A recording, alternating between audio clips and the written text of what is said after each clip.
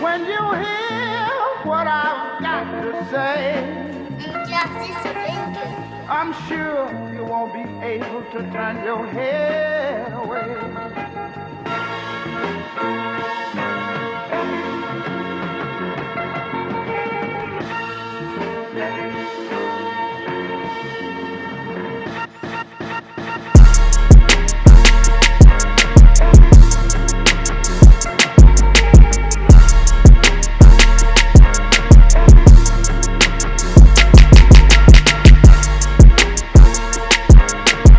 Welcome back to The Concrete.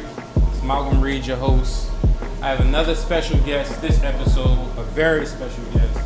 A guest that I will say is a little bit different from the other episodes, but it's definitely going to be some learning and different things, learning different eating habits, stuff like that on this episode.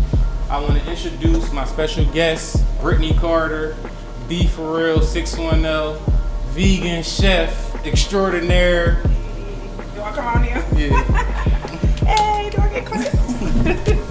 What's going on? How you doing, Brittany? I am good. How are you? Fine, and you? Good. I can't complain. So, I've been hearing a lot about you, like your whole, like it's basically like a little movement. Eating healthy is a movement. It's definitely not easy. It's a hard thing. So I commend you and salute you for everything you're doing, especially with the whole coronavirus and everything going on. You got to eat well, especially with everything going on.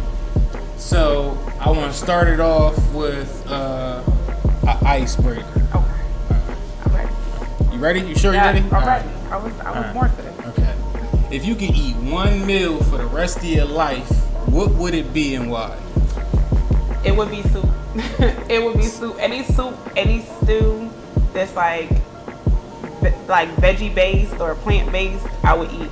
Like, I am a huge soup lover. Like, it's just comforting and I don't know, it's something about broth. Like, anytime like I go out or anything and I come home the next day, it's like I immediately want some soup. Like, Alright, so it don't when they matter ask the you time. super salad, you the soup person. Yeah, I'm the soup person. I'll eat the salad too. Alright. Like, don't get it twisted. I'll eat both, but the soup for sure. Like, I actually made a cookbook of vegan soups and stews. So it's called A For Real Guide to Vegan Soups and Stews. So it's definitely like my passion, like as far as just cooking in general. But soups, yeah, they number one. Okay, and what soup do you think would be your favorite? Oh, that's a good question. This one sound real boring, but like a tomato, like I really like tomato soup, but like with like the classic grilled cheese and all of that. Okay. So yeah, it's kind of boring, but I like a lot of different things. But if I had to go with that, I would. The I would classic say tomato for you. The classic tomato basil. Oh, all right. Just to be specific. Okay. Yeah. Okay, you gotta be specific. Yeah. This is a specific episode right here. Yep.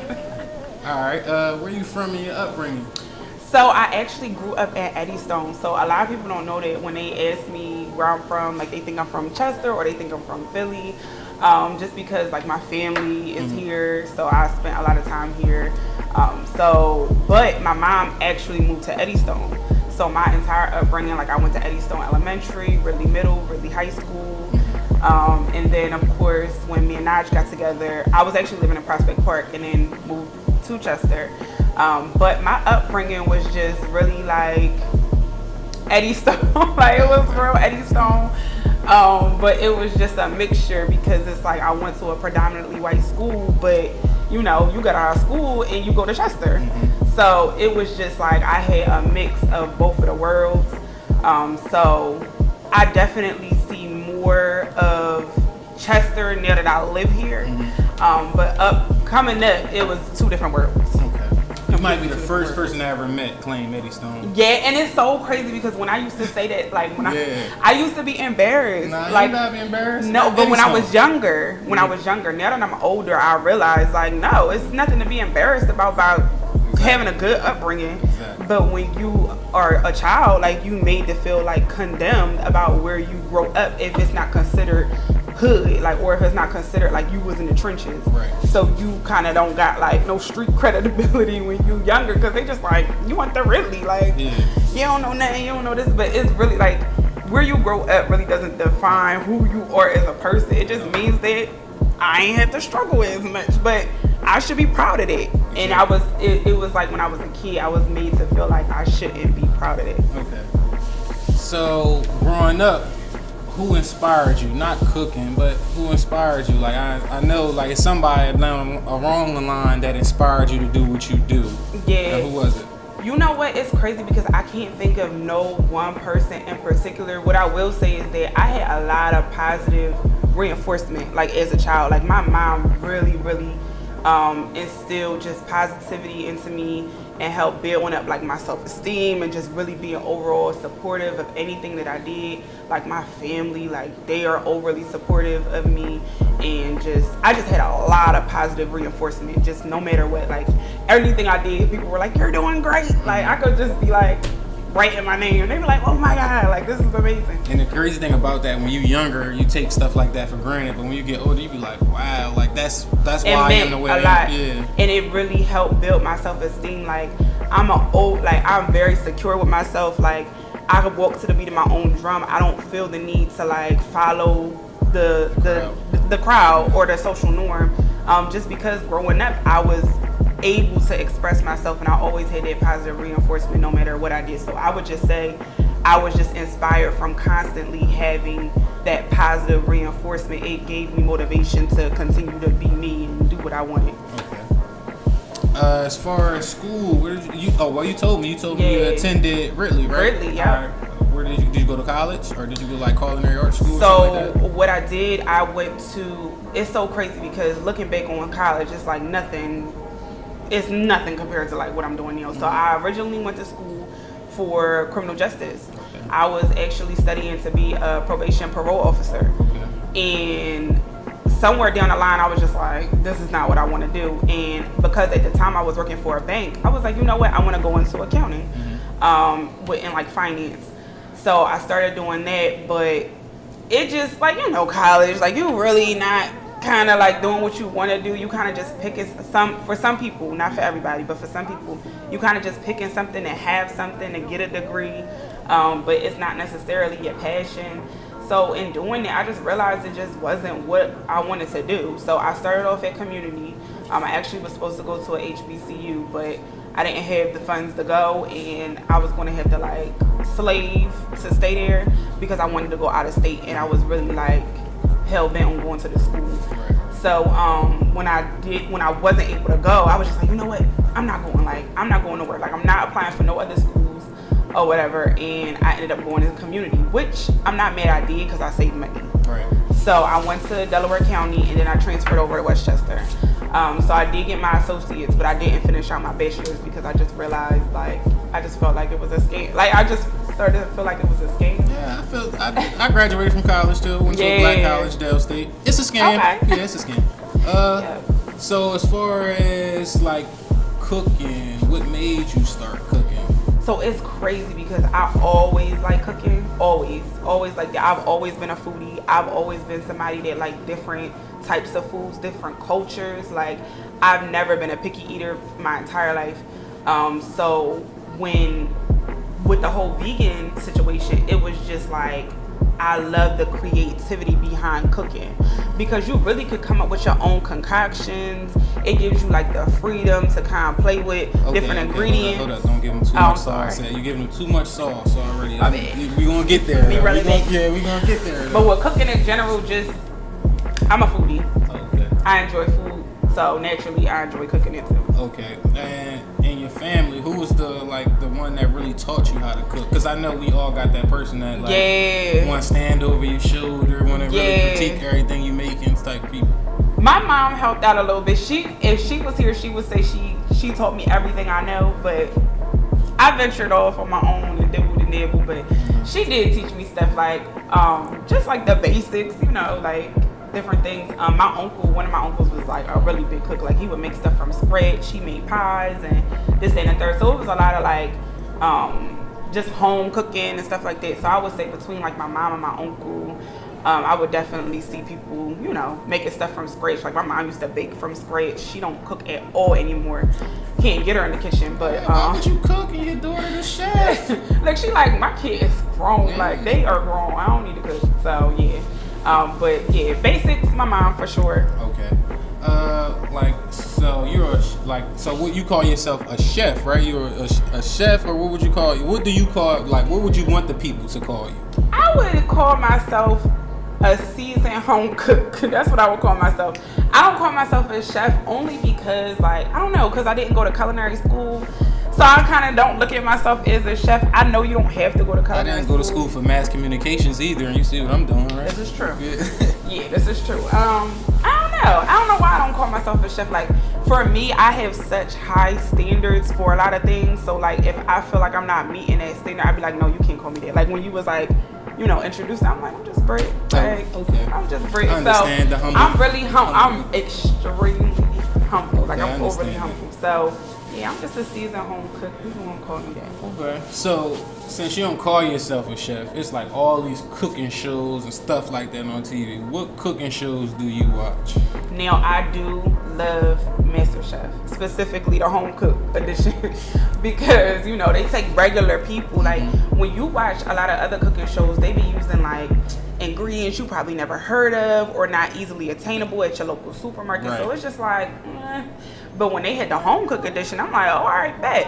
Like, this is something I can relate to because they're using everyday ingredients to make these amazing dishes. So MasterChef for sure. Like, I've stalked them. Yeah, I stalk them, huh? Yeah, because like when the winners, I'm like, all right, what you doing now? Like, what's going on? Like, I wait patiently for the next season. Like, I'm waiting right now for the next season, but COVID. So yeah, MasterChef lit. It's lit. Okay, like what made you go vegan? So initially, it was for weight loss. I was trying to be a John. You feel me? Get right, get tight. I was like, I'm trying to shave off a couple pounds. So initially, it was for weight loss. And in doing so, like, at first, we were like, all right, we're going to do it for 2 weeks. Just see, like, And it wasn't even anything where I felt like, all right, I'm going to do this for the rest of my life. This is going to be, like, I'm going to make this a business. No, it was literally just one day. We're going to do it for 2 weeks. After the 2 weeks, I'm like, oh my God, I feel amazing. Clarity, feeling focused, skin clearing up. You just feel great. I mean, so the weight loss was kind of like secondary. It became secondary because it's like, I feel really good. So why not keep this up? Then on top of that, I always would hear that people would get sick when they would go back to eating like beef and chicken or whatever. So I was scared to get sick. So it kind of led me to continue it. So you ain't never spin the block. You ain't never go back and eat some meat. No. Now I did slip up and do like seafood and dairy, but beef, chicken, lamb, nah. Okay. All right. So not at all. If you could though, what type of meat would you eat if you could slip up?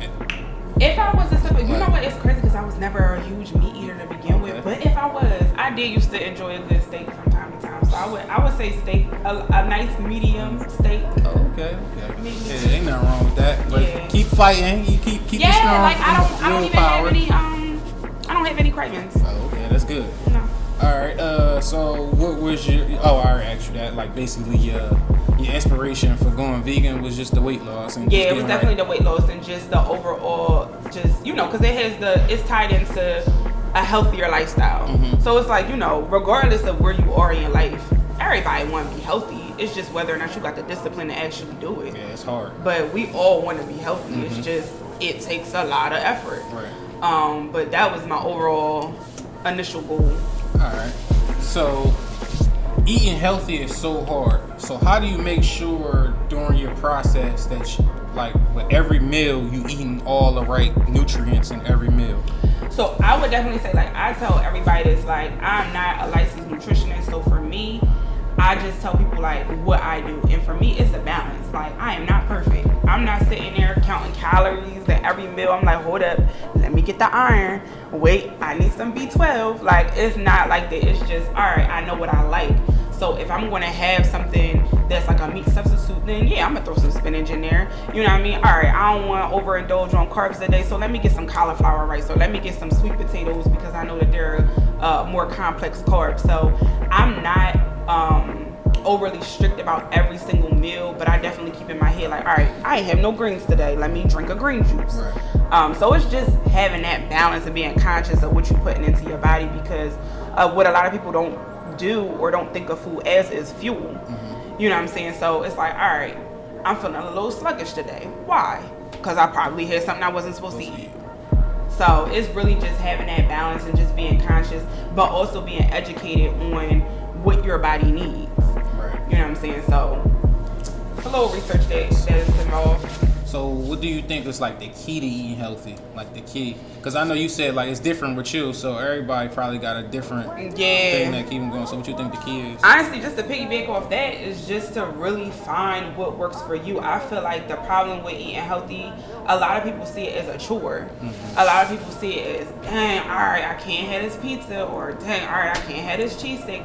But what they made, all right, well, let me get a cauliflower pizza. You know what I'm saying? Let me get something that's low carb. Let me figure out another way to have it and still enjoy it so that I don't feel deprived. I feel like a lot of people try to fit this structure of healthy eating, but what they really need to do is figure out what works for them. Like, all right, maybe I'll have a cheat meal. Maybe I'll have a cheat day. Like, maybe I can incorporate, you know, something into my life to where as though I don't feel deprived.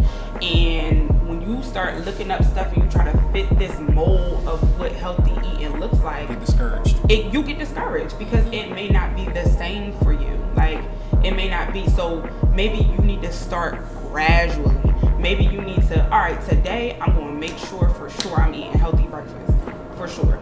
I might, you know, go off on my lunch and my dinner, but I'm eating a healthy breakfast all week long. The next week, I'm going to try and incorporate lunch on Monday, eat a healthy lunch. So it's just really like, figure out what works for you. And not, and not being so hard on yourself. I think people are super hard on themselves, but I just feel like there's no perfect way to go about a healthy lifestyle. There's no perfect way to do it. Right. So I know with me, like, I'm Jamaican. I'm 50% Jamaican. My mom from Jamaica. Oh, you eat good. They eat all right stuff.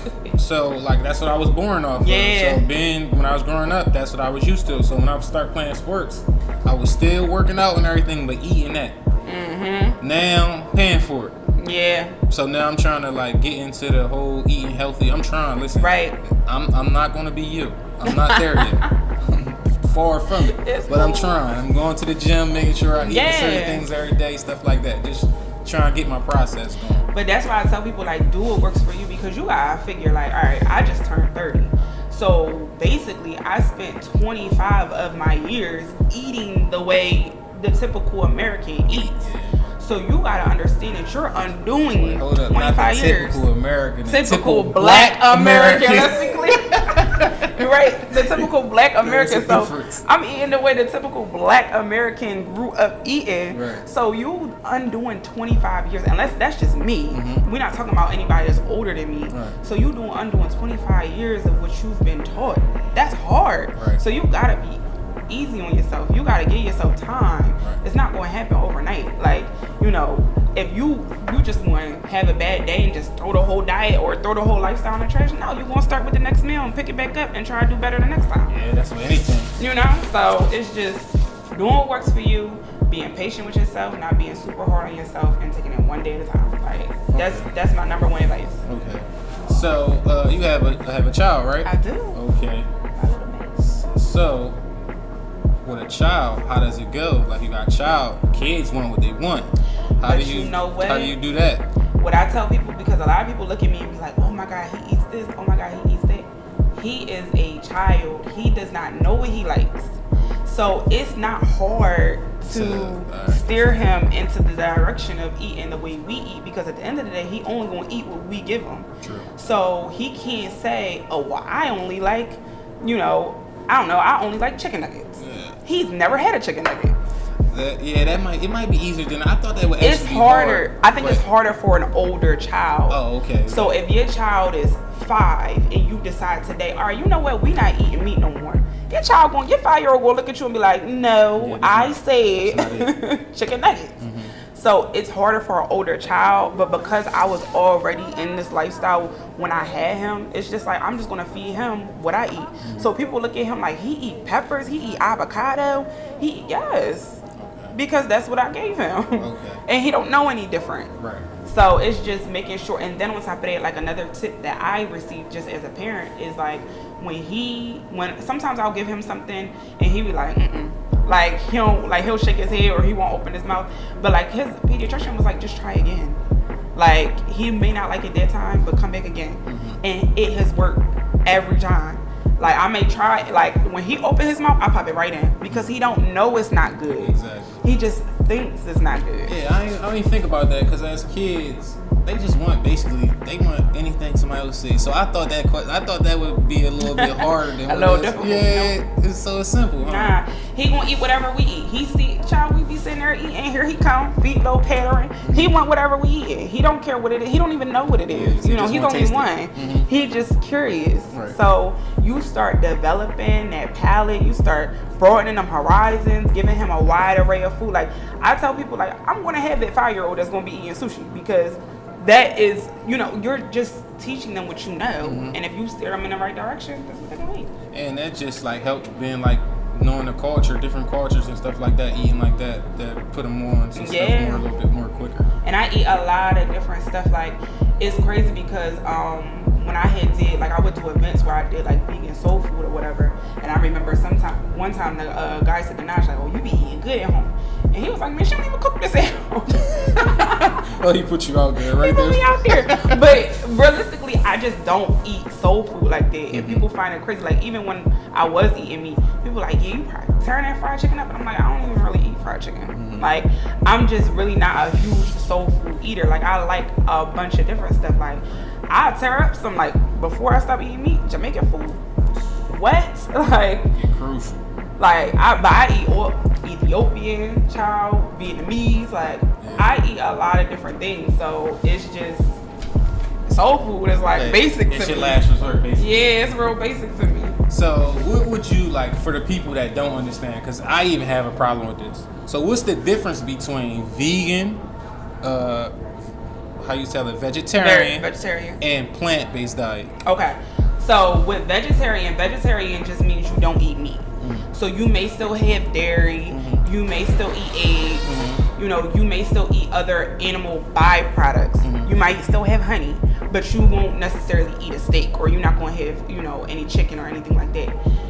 Let's go to vegan. Vegan means you don't have any animals and you don't have any animal byproducts. So you're not doing milk, you're not doing eggs, you're not doing honey, you're not doing anything that is an animal or that comes from an animal. Because in veganism, it's the whole ethical treatment of animals. So you don't want nothing to do with what comes from an animal, period. Now, plant-based is different from vegan. So a lot of times people get confused with vegan and plant-based, and it is confusing. So vegan just means I might go have some, you know, vegan Alfredo. You know, I'm gonna tear them carbs up. It's vegan. But plant-based over here, like, nah, we healthy. So we're not going to have the meat substitute you could get out the freezer section. We're going to make our own plant-based meat from plants. Gotcha. We're not going to use the processed foods. We're not going to eat the processed foods. So when you're strictly plant-based, which is healthier, you're basically eating the things of earth. Okay. Things of earth. And you don't really dibble and dabble in processed vegan foods. Okay. All right, so for the people that are vegan, like, what's an easy vegan meal to start making and for your process, like, just to get you going, like, that's gonna get you into transition, basically? You know what? The easiest thing is probably a pasta, and if I had to give a specific one, I would probably say like a lasagna. Like, a lot of people like lasagna, and lasagna is not easy. I mean, lasagna isn't hard to make. So, and this is where we go into the veganism opposed to plant-based.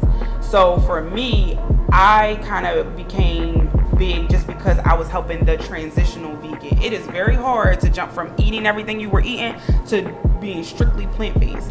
So if you want to make a vegan lasagna, you could go to your local supermarket and get you a vegan ricotta. You know what I mean? Get you the vegan beefless crumble or whatever. You would use the regular noodles, lasagna noodles. You would get you your pasta sauce or whatever, and you would make it because that's something you may probably already know how to make. You're just subbing it with the vegan items or the vegan ingredients. Right. So lasagna or any type of like pasta dish, super easy. You could go right to your supermarket and get a meatless substitute. Okay. So if you could cook for one person, dead or alive, who would it be and why? Dang, that's so hard. Yeah, let me know. if you picking them, they gotta be somebody that if this food trash, it's gonna be an issue for you. And so like political, like when the surface Brit would probably say something like Michelle Obama. Okay. But like at home, me Brit would probably say like Cardi B or something like that. Cause she know she gonna give you a straight she answer. Gonna give me the straight answer. And if it don't bang, she gonna let me know. She probably gonna make a video, put it on Instagram, and say how trash she was. Yeah, I feel you. Like at least you ready for that. Like you know. Yeah, I like criticism. I like constructive criticism because I don't want you out here lying to me. Yeah. I don't want to be out here promoting my food, piping it up like bang it, bang, but whole time it's trash. Like, and you not telling me. Right, and you know there's people out there that be promoting platters that don't even be right. Okay. I'm the type of person, listen, pull me to the side. Let me know. I will not take it personal. Let me know what you did like, what you didn't like, anything in between. Mm-hmm. I am not how you give me constructive criticism. I welcome it because I want to know. I want to know the good, bad, and the ugly. Yeah, and you gotta be ready for constructive criticism because at any moment something could go left and you could be like, oh. But you know what? I'm actually extra hard on myself because like I had people taste things a million times and they be like, it's good. Like, why you tripping? It's good. And I'm like, nah, you don't understand. I'm not just cooking food. I'm cooking. I have to hold myself to a higher standard because people already in their mind like, this is going to be nasty. Mm-hmm. This is going to be terrible. Like, this don't have no meat in it. It probably isn't seasoned. It's probably not flavorful. Like, it's probably terrible. So I have to hold myself to a higher standard because people are already in a negative space when they come to me. So yeah, it's definitely like the pressure be on. Right. The pressure be on. Okay. And I noticed that you like to travel. I like to travel also. You like to travel a lot. Like, what's your favorite place to travel? So far, okay, so I gotta split it up. In the United States so far, California. Love California. We went to San Diego when I was pregnant. Love, like, definitely feel like we need to take a trip. And yeah, Cali, definitely nice area. Yeah, San Diego was so dope. So specifically San Diego. LA was cool, but I feel like I could get tired of LA because I've been there so many times. So I'm just like, LA cool. Out of the US, it's so many more places that I want to travel to. But so far, Dominican Republic treated us the best. Like, literally spent pennies going there and got treated like royalty. It was ridiculous. And so we went to Punta Cana.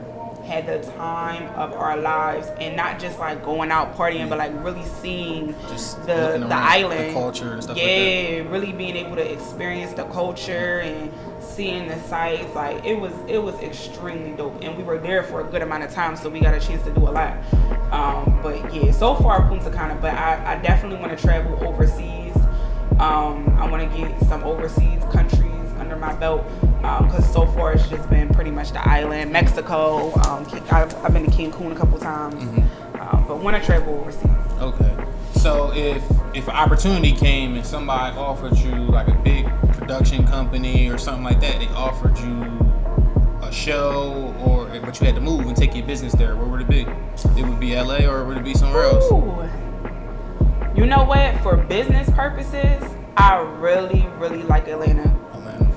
It's cliche, I feel like, because I feel like everybody is going down there, but Atlanta is like a black mecca. Yeah, it's that's where the black dollar circulate right now. The black dollar circulate, and it's just beautiful to see. Like, it's so dope to go down to Atlanta and just be the majority. Like, and you see black excellence. And it's not a situation where it's like you being hated on because you got this or you got that. It's normal down there. So if I had to get up and go, Atlanta for sure. Okay. Yeah. And I know this answer, but I'm gonna ask it again. If you could be on any show, what show would it be showing your talents? Man, right here. I'm saying cooking. But all right, thank you. Appreciate the shout out. Master Chef. Oh, I would probably be extremely nervous. I'm not a nervous person. Yeah, they put the pressure on you on that job. But Master Chef, to do what they do, like, when I watch Master Chef, I'm like, no, it's no way that they have no idea what they're cooking before they start cooking, because it's so limited in time. And when you gotta cook under a time constraint, pressure, bro, it's no way. It's no way. Like, I would lose it. I'll probably get eliminated the first The first episode. But you'll just be happy to I would just be happy I was there. Like, I'll probably be, you know how they do the little confessional or whatever with the one where they talk about how they look. Child, I'm happy I was here. I knew I was going to get eliminated. Like, it's cool. But it's just, I just be watching them having anxiety. But MasterChef for sure. Okay. MasterChef. And as far as like, what could I say? Like, do you want to go in the restaurant business? Because like right now, like vegan restaurants is like, Slim to none. Yeah, it's slim to none. And I think right now is the best time for it. Everybody want to eat healthy. Everybody want to work out. Everybody want to do stuff like that. But we, especially around here, we don't have the access to it. Like, there's nowhere to get that type of stuff. So do you think that would be like one of your goals in the future? So that's definitely a goal. I actually have a couple different ideas for storefronts, not just a restaurant, but just a couple of other things. Okay, don't give them all the don't give them all the sauce on her. Can't give them all the sauce. Just a little bit. But a restaurant for sure, just because Chester deserves a vegan restaurant, like. And that was actually, I don't know if we're going to get to this question, but that was actually my whole premise of opening up the juice bar, because you have to go outside of Chester to find healthy, health conscious food. You have to go outside of Chester to get that. And Chester is actually known as a food desert, and a lot of people don't know that. So the fact that it's a influx of Chinese stores and, you know, the corner stores and all the fast food and, you know what I mean, the soul food. And don't get me wrong, I ain't, you know, throwing no shade to the soul food businesses because I love y'all too. But it's no influx of, all right, you could go get your soul food, but right here we want to give you some healthy food options as well. It should be a balance, because when I go to Glen Mills, when I go to Brookhaven, when I go to Media, when I go to Aston, it's a balance. And that's where you see that, like, that gentrification stuff, like all that going on. You see all of it. You be like, wow. Imagine if you had the opportunity when you was younger, you might have been vegan. Yeah. You might have been vegan, and this whole everything would have been going. You probably would have been doing it. But since we don't have that opportunity around here, it's just like, all right, you had to go on and figure it out. Yeah. But the problem is, like, diabetes, high blood pressure, all that stuff runs rampant in our community, and it's because our options are so limited. You know what I mean? It's just not those options here. So in opening up the juice bar, like, because a lot of people were like, well, where the food at? And I'm gonna get there. I'm gonna get to the food. As far as the restaurant is concerned, it's definitely coming. But the juice bar was just a little bit more near and dear to my heart, because I was just like, nah, this is something. The food is great, but a lot of people know me for comfort food, comfort vegan food. And I was like, the juice is healthy through and through. It tastes good, but it's really good for you, and that's what Chester needs. So it was just like, yeah, I could have been greedy and been like, yeah, I'm about to open up this restaurant and get y'all some vegan soul food, but y'all need this juice. Right. You need the juice. Y'all need this juice. Okay, and the juice, like, if somebody wanted it, where could they go get it at? So we are down at 2300 West 4th Street, Chester, PA, 19013. Right inside of the marketplace. So it's a whole food court there. We're located right inside. We're open from Thursday to Monday from 10 a.m. to 4 p.m. and then Sunday from 12 p.m. to 4 p.m. So definitely come down, check us out. It's called Be For Real Juiced. So we do all fresh, cold pressed juices, which just means we are pressing the juice out of the fruit and the veggies. It's 100% juice. No added water, no added sugar. Everything is pressed daily. We also do ginger shots. We do fresh lemonades. So with our lemonades, we don't even sweeten them with sugar. We sweeten them with agave, which is a healthier sweetener. But you wouldn't even miss it. Like, you wouldn't even taste it and be like, is this stevia or is this sweet and low? No, it tastes like you got some, you know, regular sugar in there. So, but they're all packed with nutrients. They're all really good for you. So definitely it was, for me, when I opened up the juice bar, I was like, this is not for me, this is for us. Like, this is something that we need that we don't have. This is something that we're missing.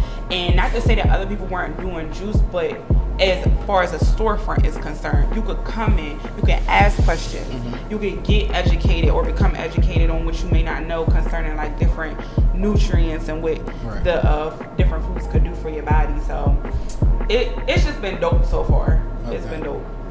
Okay, and like, if you could give your younger self some advice now, what would it be? Like, well, your younger self some advice back then, but now you know with the knowledge you got now. What would you tell your younger self? Child, what would I tell my younger self? I honestly probably would have started this back when I was younger, like really diving into it from a young age. So I would have. It's crazy. I want to say don't go to college, but I don't want to encourage people not to go to school because it just wasn't for me. It's not about not going to college. People at this point, you got to know what's for you and what's not for you. Yeah, it wasn't for me. So honestly, I was telling my younger self, like, child, next college, it's fine. If you ever want to go back, it'll be there. Yeah. But start focusing on what it is that you love and your passions, and start to, build off of that. That's what I was telling my younger self. Build off of what your passions are now. Okay. And in the next 5 years, where do you see yourself? Because I know you got everything going on. Yeah. Like, you talking about you got the juices popping, you trying to get the storefront popping, you trying to get the restaurant popping. In the next 5 years, what should be popping? And everything is going to be popping. And I just want to be, like, a pillar of the community, but I want to be a relatable one. Yeah. I don't want, like, because the thing I feel like has actually helped me get to where I am is just because I've always been myself. Mm-hmm. I've never tried to fake the funk. I've never tried to be someone else or try to fit into whatever box people think I'm going to be in. Because people used to get me out of here for not eating meat. Like, I'm talking about all the jokes at Thanksgiving. People are childish and immature, and 9 times out of 10, they're not being themselves. Yeah. And at the end of the day, we're all, when we go out, and it's our time to go. What is our headstone gonna say? Our name, nobody else's. Exactly. So it was just like my whole thing about this was, if I'm gonna do this, if I'm gonna be speaking to people and be in front of people, I'm gonna be myself. I'm not gonna do this and pretend to be anybody else. So that was my whole thing. Like, I just want to be viewed exactly how I am. Mm-hmm. Like, I'm gonna show up as me, and that's how I want people to see me. And I want people to, like, just see that, like, you could do what it is that you're passionate about, but you could also be yourself. Right. And you don't have to fit a mold. Like, I'm doing something that people really like don't understand, or they're just scared. Yeah, they scared to do it, or they don't understand what's going on. So it's like, you make fun of what you don't understand. So when I stop eating meat, they're like, well, what do you eat? Do you just drink smoothies? Do you just eat salads? Like, people used to have ordered now, and now it's like people have doubled back and been like, all right, so can you show me what you talking about? Can you help me? Like, can you show me what you was talking about? Mm-hmm. So it's just like, I just stayed true to myself. So that's just where I see myself in 5 years, just really building off of what the foundation that I'm laying right now, and just staying true to me. Well, I appreciate you, Brittany, for coming on the concrete. Like, this was very educational. I hope everybody tuned in and was paying attention. I'm gonna try to get on my stuff too. I ain't just trying to get y'all the game. I'm gonna actually try to get on my stuff too. But where can the people follow you at? So you can follow me. All right. So if you got Facebook, you can follow me at Brittany Carter. You can also follow my Facebook page at Be For Real. On Instagram, you can follow me at Be For Real 610. You can also follow me at Be For Real Juice. On YouTube, you can look me up, Be For Real. I show you exactly how to make vegan and plant-based food that does not taste terrible. So real quick, Be For Real stands for being real about what we are putting into our bodies without compromising on the familiar flavors that we know and love. So if you hop to my YouTube channel, you'll see a wide, array of different recipes that you can make for you and your family. And I promise it will be good. It will be great. Okay, I appreciate you for being the third guest on the Concrete Podcast. Yes. Thanks, and appreciate everybody for tuning in. Tune in to the next episode. When you hear what I've got to say, I'm sure you won't be able to turn your head away.